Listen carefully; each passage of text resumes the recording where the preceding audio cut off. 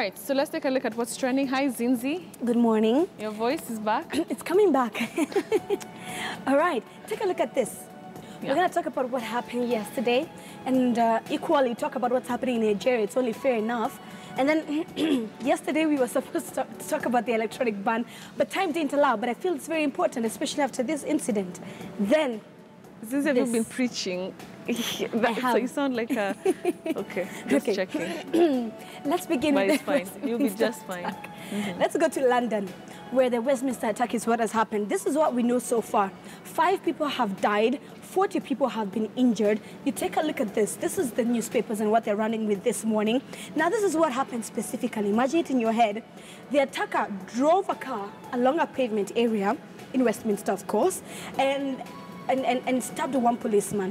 So he drove across a pavement. Of course, that's when quite a number of people were injured. When he got to where he was getting to, he stopped, which is around the Parliament building. He stopped and he was confronted by a police officer who is called Keith Palmer. Everybody's talking about him, 48 years old, a father and a husband. He confronted him and he was stabbed to death, all right?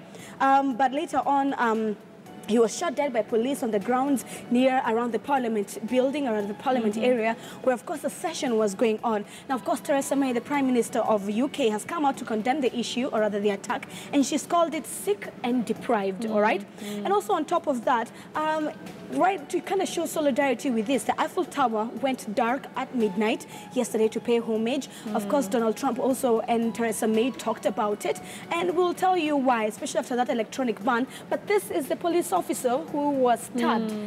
All right, Keith Palmer there, the 48-year-old father. Okay, this tweet, okay. Right. All right. Okay. Today is the 1-year anniversary of the Brussels attack. May it not be a coincidence. Exactly. You want to remember last year, 22nd, around this same time of March 2016, the Brussels attack also happened, the suicide bombing that we saw, and it's happened the same time.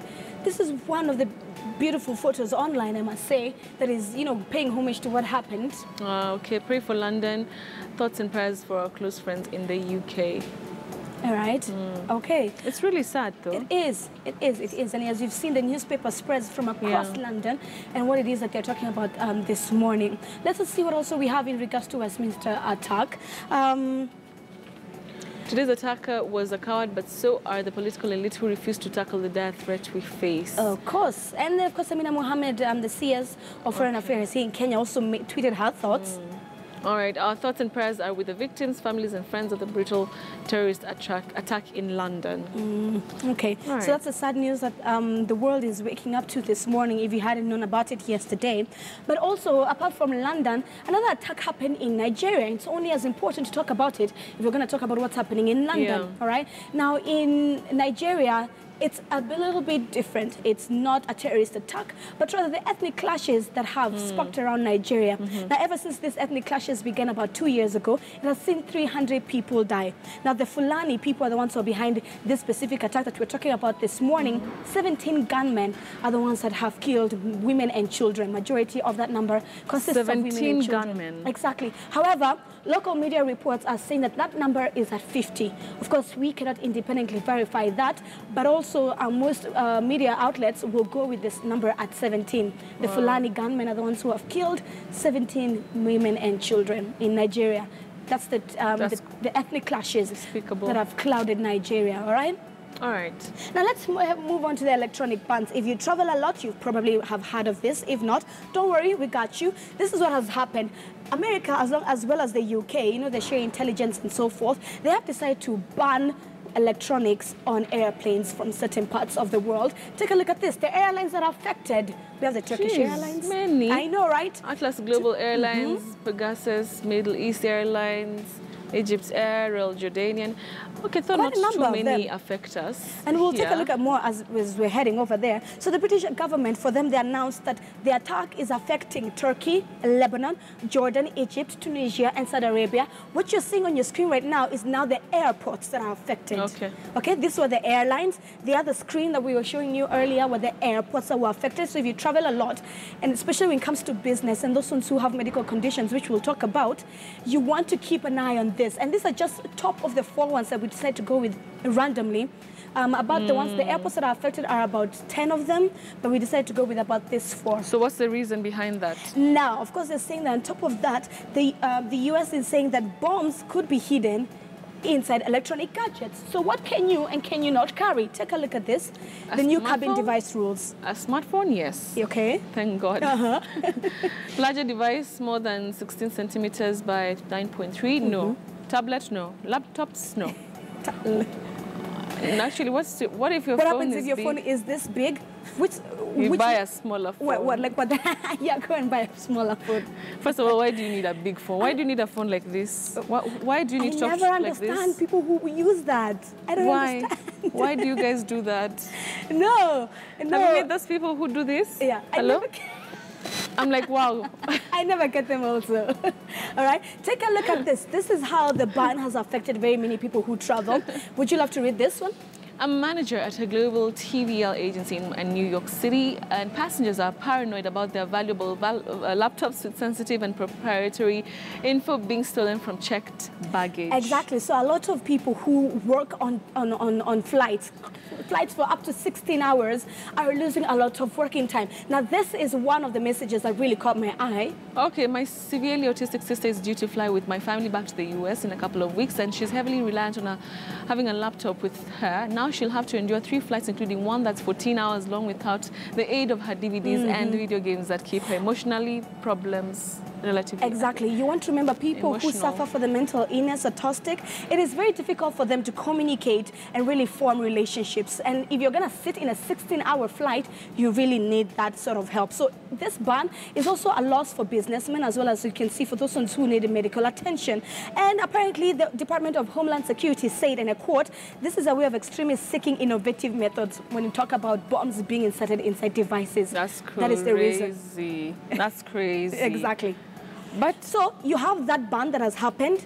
Then this terrorist attack in London, because UK and US are the only countries that have allowed that ban. Germany came out and said, no, we're good. Yeah. All right, let's move into something a bit more positive. It is about change. And you know you can't say too much. And I can't say too much. I cannot say too much. So feel the change. Feel the change. Listen. Are you ready to feel the change? Exactly. Betty, this is what I want our viewers to do. If you're at home, at work, in a matatu, because you're streaming live, I mean, hello technology, this is what we want you to do. Talk to us about what you feel about change. Is it something that scares you, something that makes you happy, something that makes you anxious? Tweet me, actually. Tweet me, and then I'll be taking a look at your tweet. And we'll be retweeting them, and not only retweeting them, as the days goes by, your tweet can actually come up here, all right? So tweet us. And on top of that, we went out on the streets. Right. And we asked Kenyans, how do you feel about change? What does change mean to you? Change is amazing. And we got remarkable answers. Where are they? Take a look at this video, Betty. Okay, let's watch.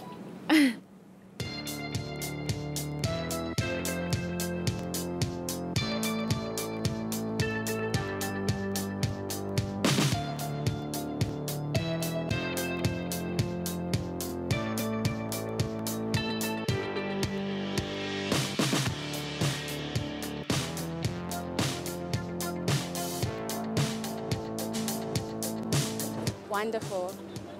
Woga. Apprehensive. Action.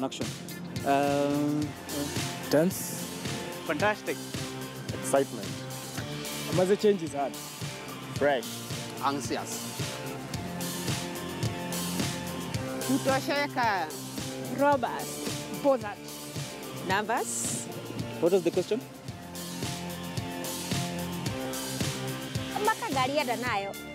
Ecstatic. Renewed. Uncomfortable. Poor. Transformed. Liberated. It's unavoidable. Growth. Inanifurahisha. Necessary. Independent. That's such a hard question. Contented. Okay, wait. Exhilarated. Grateful. Sorry. Now I have it. Change makes me feel alive.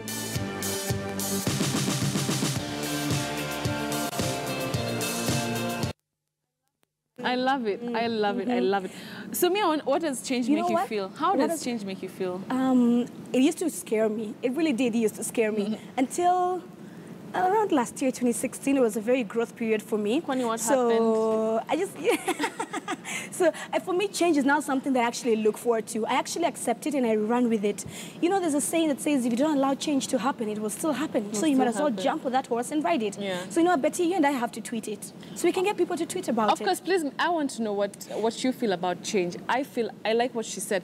She said she feels alive. She feels alive. That's what I feel. Alive, exactly. You know? So are you and also liberated. Liberated. I like that. I like that. So are you starting a new job, starting a new relationship? We are going into an election year. How are you feeling about the change we're about to experience? Yeah. There's so much happening. We want to know from you, and you can tweet us at Feel the Change. That's the Twitter handle. Feel the Change KE. Yes. And then come Tuesday next week, 28th of March, we'll tell you all about why we're so excited about change. So tweet us, and you can also tweet Betty. Yes, so of you course. tweet us all at there Betty so you can get them. Please tell me what you think about at change. KTN News, at @Zinzi_K. And that brings us to the end of What's Trending. Okay. So, Zinzi, you know I have a remedy for your voice so that you can feel the change in your voice. We were having this conversation earlier in the newsroom, Betty. No. You need to... I'll organize something for you because it's going to, you know, help your throat. My throat. Yeah. I don't like where Betty is going with this conversation. Yeah. So we'll take a break right now. News Center continues. We still have about half an hour to go, so don't go away. We'll be right back.